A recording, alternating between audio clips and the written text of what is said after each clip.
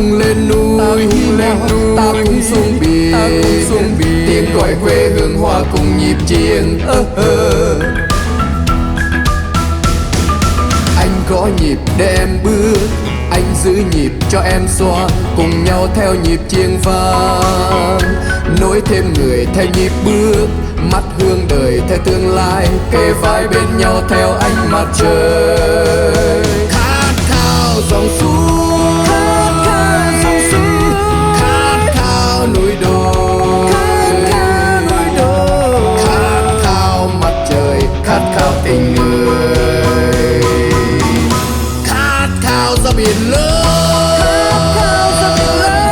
khát khao giữa đại dương, khát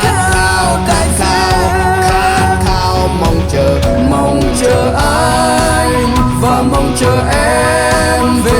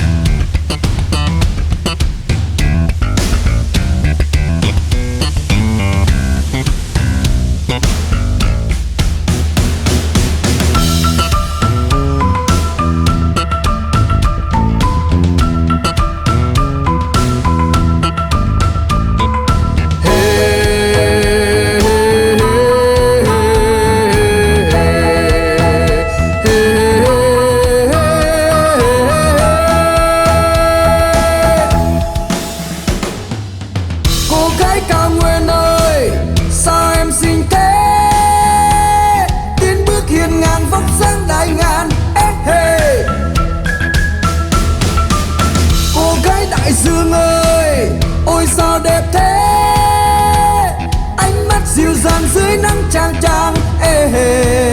Ta cùng lên núi, ta cùng xuống biển, tiếng gọi quê hương hòa cùng nhịp chiêng. Anh có nhịp để em bước, anh giữ nhịp cho em xoa, cùng nhau theo nhịp chiêng vang. Nối thêm người theo nhịp bước, mắt hướng đời theo tương lai, kề vai bên nhau theo ánh mặt trời. Khát khao dòng suối,